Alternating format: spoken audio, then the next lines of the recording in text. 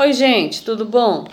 A nossa aula de hoje é de História, aí para o terceiro ano, e você vai encontrar o conteúdo na página 347 do nosso livro aí, né? O Brasil, como tudo começou, o passado e a nossa história. Mas antes de eu começar aqui a acompanhar com você o nosso assunto do livro, deixa eu te perguntar algo. Você já ouviu falar da múmia Luzia? Já ouviu aí nos jornais, na internet? Não sei se você já ouviu falar, mas eu gostaria de comentar com vocês e compartilhar, porque foi algo assim que chamou muito a minha atenção.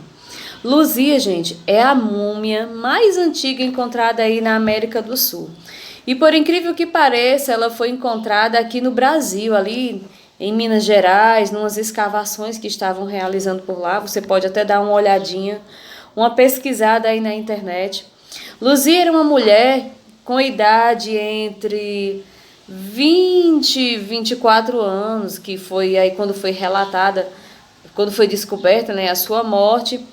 E tinha uma idade aí aproximada de 11.500 anos, 13 mil anos, por aí assim. Tem algumas fontes que dizem que ela tinha 11 mil anos, outras dizem que ela tinha 12, mas está aí dentro desse tempo. E Luzia, a gente vê pelas imagens, eu vou colocar aí para vocês, era uma mulher morena, né?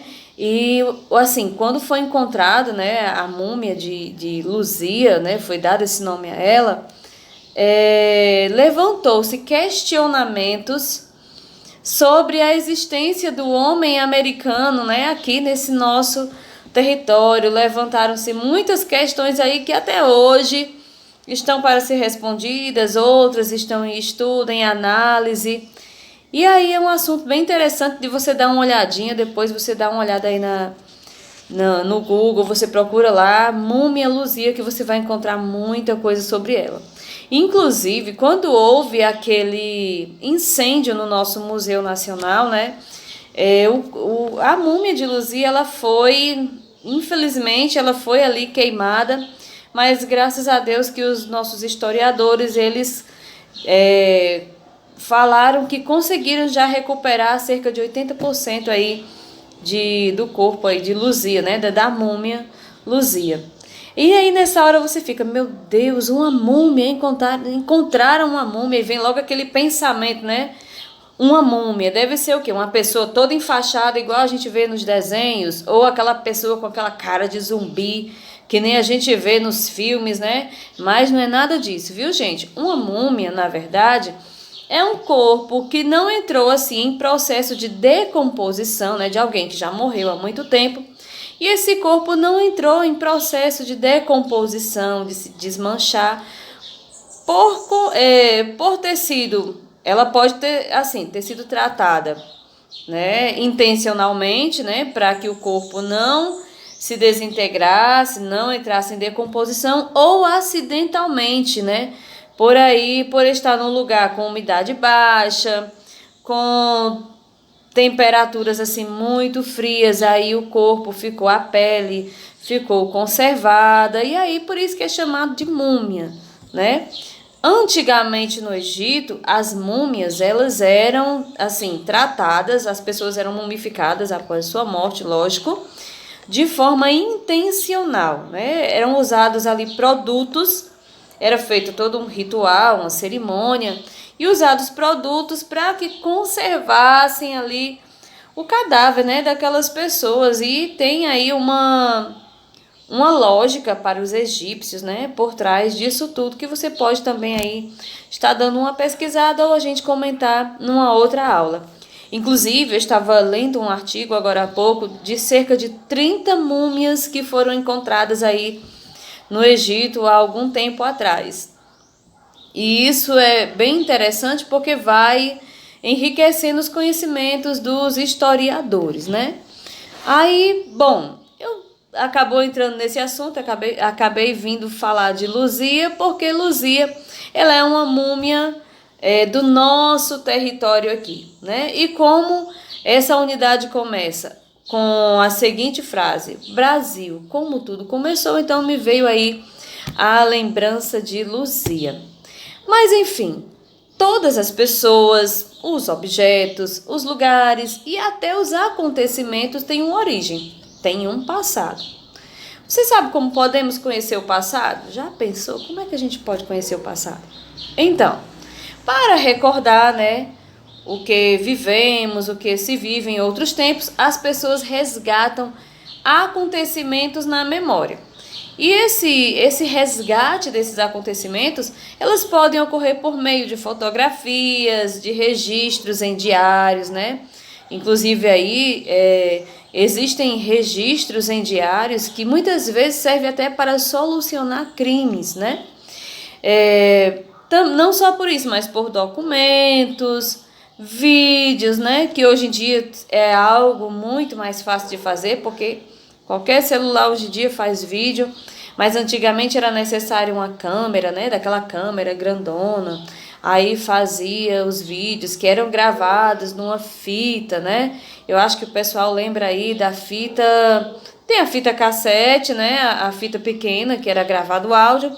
E tem uma grande, assim, a fita de vídeo, né? Que antigamente as locadoras de filmes viviam cheios. Eu me lembro que eu era, assim, cliente número 1 das locadoras, porque quando chegava no final de semana, a gente locava fitas de vídeo, de filmes, de documentários, enfim.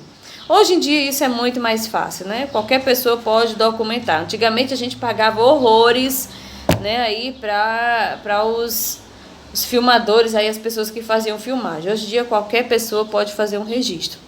Então esses registros ajudam, né, no resgate de memória de diversos acontecimentos, né? Tudo que é produzido pelos seres humanos deixa vestígios, que contém informações. Isso que eu estou lhe falando você pode encontrar aí em destaque no seu livro. Vestígios que contêm informações sobre a sociedade em que eles vivem. Todos os vestígios deixados por pessoas que viveram no passado podem ser posteriormente estudados e analisados pelos historiadores, né? Esses vestígios quase que não sai, viu, gente? Esses vestígios são chamados de fontes históricas, né? As fontes históricas aí existem vários tipos de fontes históricas. Tem esculturas, arquiteturas, documentos, inclusive tem aí algumas cidades históricas no Brasil.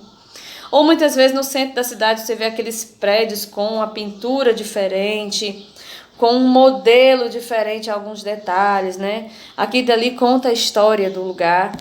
Tem aí umas cidades brasileiras que tem prédios assim bem antigos ainda da época do Brasil colônia, né? Da época do Brasil colonial, então que conservam ainda isso. Então isso aí são fontes históricas que contam a história de um lugar. Um exemplo aí de fonte histórica é a carta de Pero Vaz de Caminha, que a gente vai ver um pouco mais na frente na história do Brasil, né, do descobrimento, que tem aquela carta que relata, né, lá o rei é mandado lá para a coroa, contando como é que era o Brasil quando os portugueses aqui chegaram. Então, tudo isso são fontes históricas, né?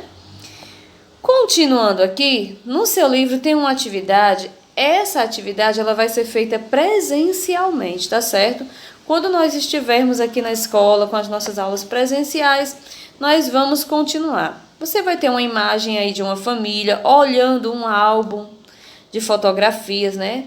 Os álbuns, eles dão pistas sobre a história das pessoas retratadas e também sobre o período histórico em que as fotografias foram feitas. Antigamente, no nascimento de uma criança, né, após o nascimento, eram chamados fotógrafos para fotografar aquela criança. Aí as fotos chegavam com aí uma semana, 5 dias às vezes, né? E os pais iam guardando aquelas fotografias, né, iam montando aquele álbum que conta a história das pessoas. Eu, pelo menos, tenho uma foto de quando eu era bebê, né? Tenho fotos aí do meu crescimento que minha mãe ia guardando. Na página seguinte, na página 348, continua o nosso assunto sobre fontes históricas, né?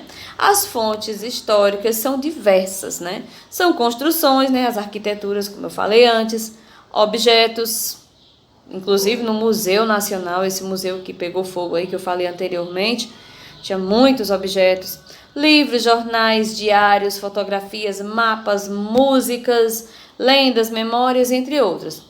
O historiador, né, para ele descobrir algo, né, sobre a história de alguma coisa, ele faz as seguintes perguntas. Ele tem um roteiro, ele segue um roteiro para ele poder descobrir quem fez, quando, para quem, por quê, né? E descobrir as respostas aí, assim eles descobrem as respostas para essas questões. E por meio das respostas obtidas, né, é que nós conseguimos conhecer aspectos do passado. Aí no seu livro você vai ver algumas imagens, que são as imagens das ruínas da igreja de São Miguel, de 1745, ó, muito tempo atrás. A declaração da Lei Áurea, que é algo que a gente vai estudar um pouco mais à frente. A vista da fachada do prédio da Prefeitura de Salvador, né? Essa fotografia que tem é de 1930. A televisão utilizada em 1950. Essa de 1950 eu não cheguei a ver não, mas na época que eu era criança tinha uma televisão semelhante a essa, né? Totalmente diferente das televisões dos dias de hoje, né? Era uma televisão que tinha uns botões assim grandes, né? E aí não existia controle e as televisões eram preto e branco. A casa que tivesse uma televisão colorida, aquela família era considerada rica porque tinha uma televisão colorida, mas geralmente a maioria das pessoas, as televisões eram preto e branco, e aí você precisava ir lá, mudar nos botões, aumentar ou diminuir o volume, tinha aquela antena assim em cima, né? Ou então aquela antena que ficava lá no telhado, era bem, uma coisa bem complicada, né? Mas mesmo assim as pessoas se divertiam naquela época. Na página 349, você vai ter aí uma atividade que diz o seguinte, questão 1, como podemos conhecer nosso passado? Questão 2, cite 3 exemplos de fontes históricas. Isso é muito fácil, tá? Garapa essa questão, viu? Terceira questão, observe a fotografia e responda as questões. A fotografia, vista do Largo do Tesouro na cidade de São Paulo em 1906. A. É possível saber o ano dessa fotografia? Ih, contei, mas está aí no seu livro. B. A fotografia nos mostra como eram alguns meios de transporte naquela época. Eles eram iguais aos que usamos hoje? Exemplifique. Então, você vai ver aí, eu não vou contar isso para vocês, viu? Você vai olhar aí a fotografia. Exemplifique. Na letra C, você acha que a vida dessas pessoas era parecida com a sua? E aí? Por quê? Você vai dizer se sim ou não e por quê. Vai justificar a sua resposta. Então, te aguardo aí. Espero que você tenha gostado da nossa aula, das nossas curiosidades aí sobre Luzia.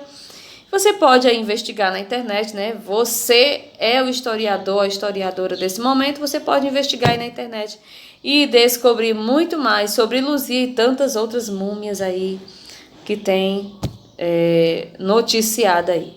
Então, ó, abraço para você, boa sorte na atividade.